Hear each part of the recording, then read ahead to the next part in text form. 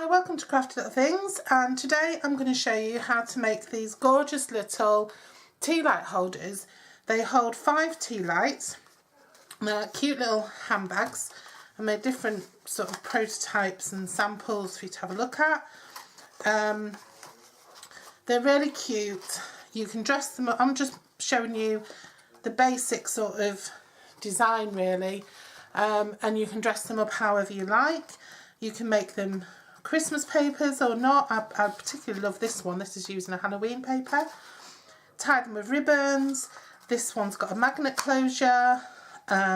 This one's tied with a punched hole. It's got a little sentiment on the end, something a little bit different.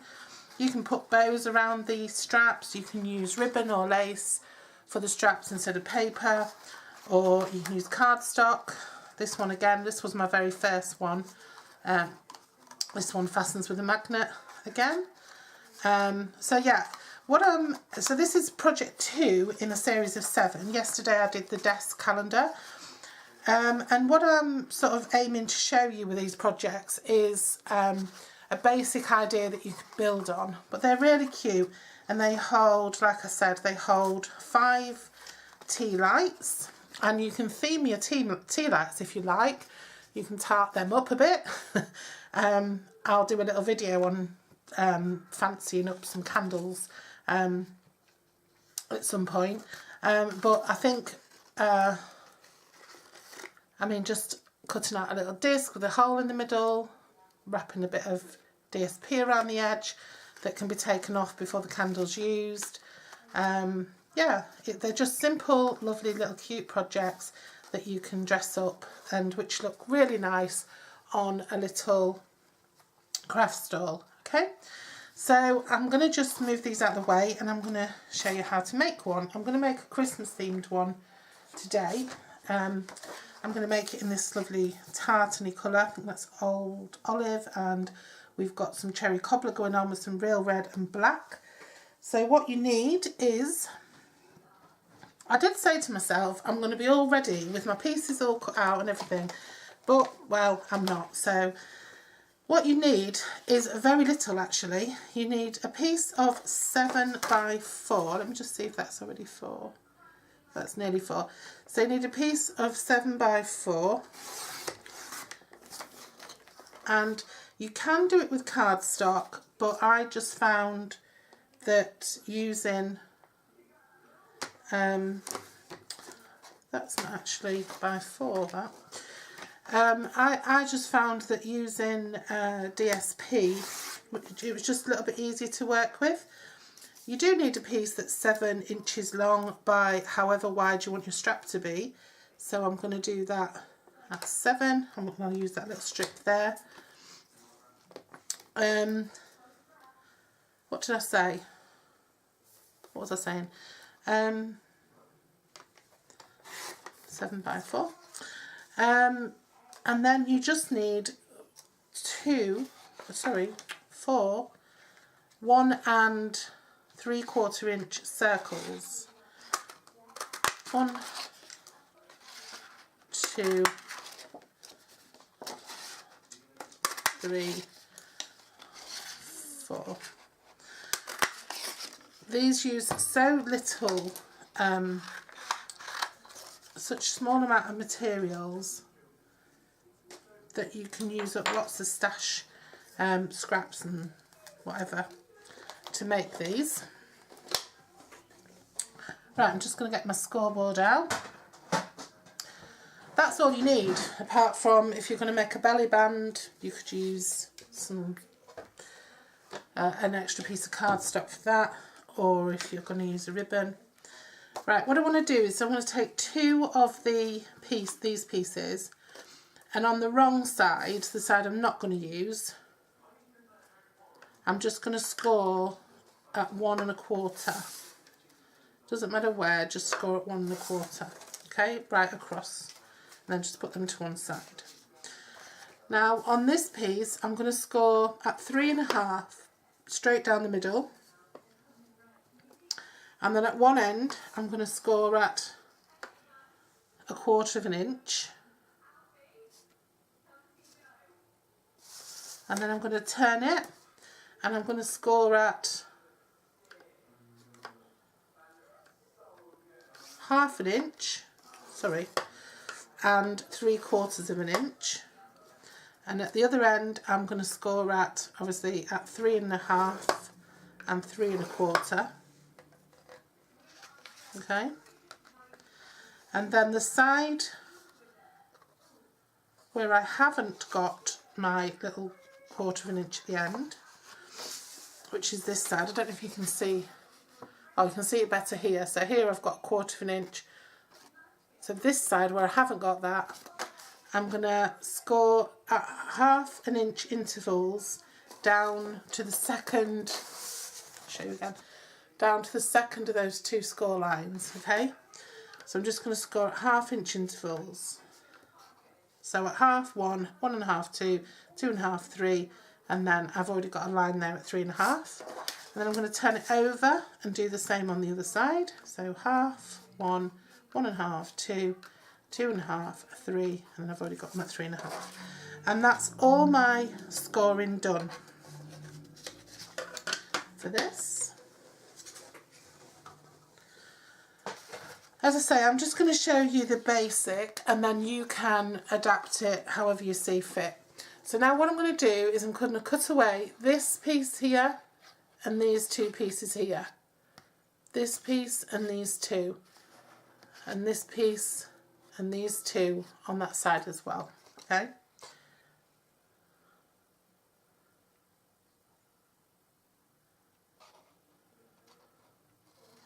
So straight up there, cut away that piece, and then that piece in the corner. Okay, straight up there, cut away that piece. This is using Stampin Up current Christmas paper. This is the Christmas Around the World stack. I'm just going to trim that again because I never quite got the score mark cut off. Not that it matters that much, but all this is going to do is fold over and just give you a nice finish to the top of your box. If you look at this one, just gives it a nice finish to that lid. And then what I'm going to do is I'm just going to cut across the corners like that, just to get a nice fold when I do fold it. And I'm just going to cut off these little corner pieces here to create a flap there. Okay.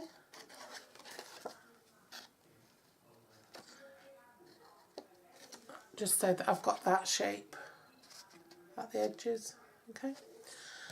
And now I'm going to fold and burnish before I start doing any more cutting. So I'm just going to fold and burnish these edges, and they can be stuck down now as well if you want. You can wait till later if you want, but they can be stuck down. And then just fold. You only need to fold. You've got the 2, if you can see that, probably see it better there. You've got 2 lines here, but you can ignore that one, okay? You just fold on that one. You don't have to fold, you don't have to burnish your 1/2 inches either. So get your Tombow or tape or whatever you want to use and just pop it along the edge. You can make this flap shorter.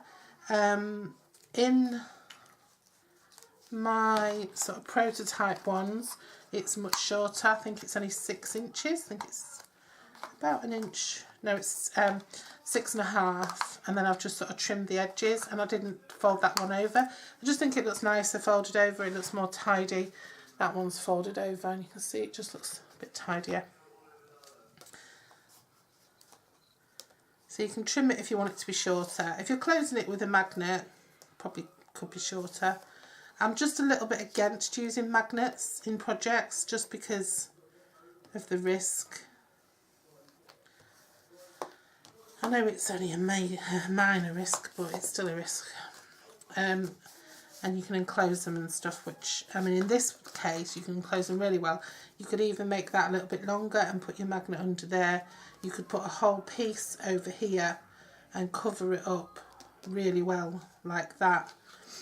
So, and again on the inside, because obviously you're going to go like that, so you could have your magnet really well worked in. In fact, on this one I worked them into a strip and just attached the strip on the inside, so you could do that. Right, now cut up each of these 1/2 inch marks to that second score line that you burnished, and do so on each side. Now it does help if you notch in, but before you get carried away with notching, just don't notch your first 2 pieces. I'm just going to tidy that up because it's a little bit unkempt. You want this end and this end, this end and this end to be straight. It just helps you in a minute. But you can notch in all of the others. Okay, so I'm just notching in all of those. And notching in this case, I know some people don't bother when they're making boxes, and some people always do it, and some people sometimes do it. But with this project, it really is useful if you notch in. It will help you because you're going to wrap this around the circle, and it'll just help you to do that if you've notched in, because it'll just give your paper a little bit more flexibility. So remember, don't do your first piece on the outside edge, but from there on you can notch away to your heart's content. And as long as you don't come too far from the edge nearest your score line, you can take as much or as little away as you like. You're not going to see it, doesn't matter.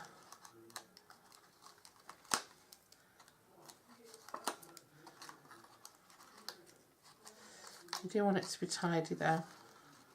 Obviously these are all sort of samples and whatever for your actual projects that you're selling on your craft store. You really want to be making them perfect.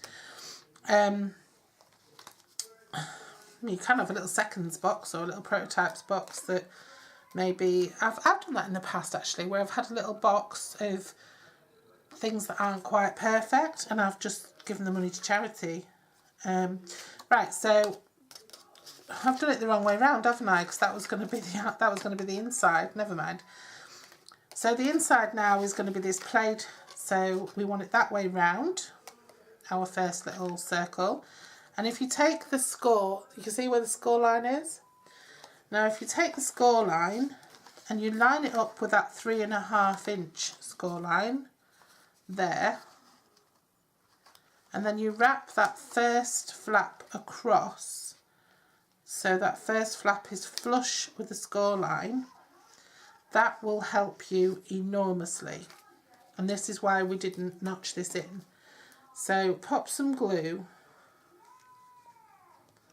on all of your tabs on one side. You can pop it on all of your tabs on the other side if you want.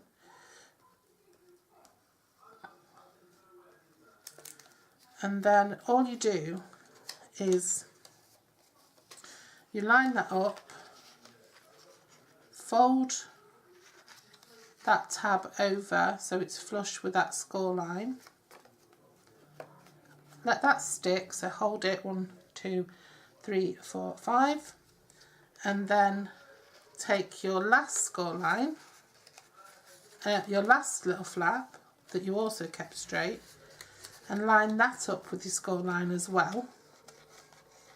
It's a bit fiddly to do on camera, but just line that up. Believe me, it is easy. Just line that up with your score line and hold that down in place too.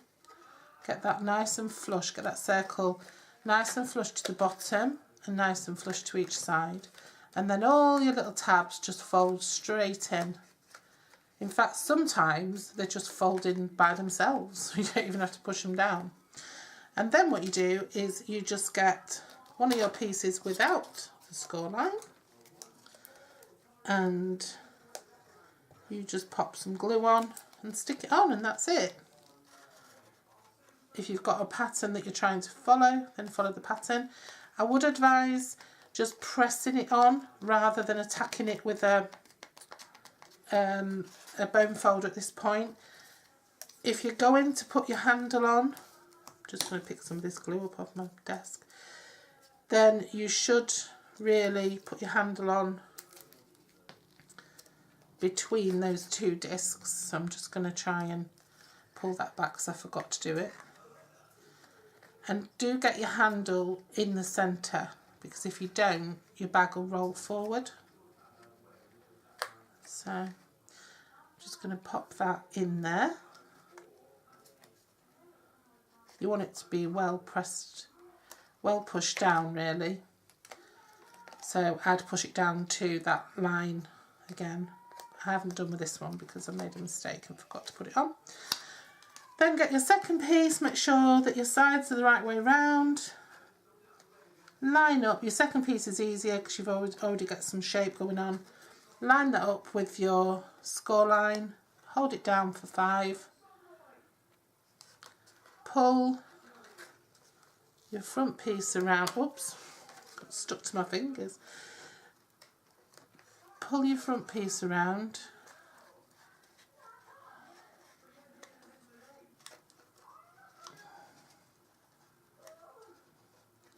And stick that down, 1, 2, 3, 4, 5, and then all your little tabs will just pop into place.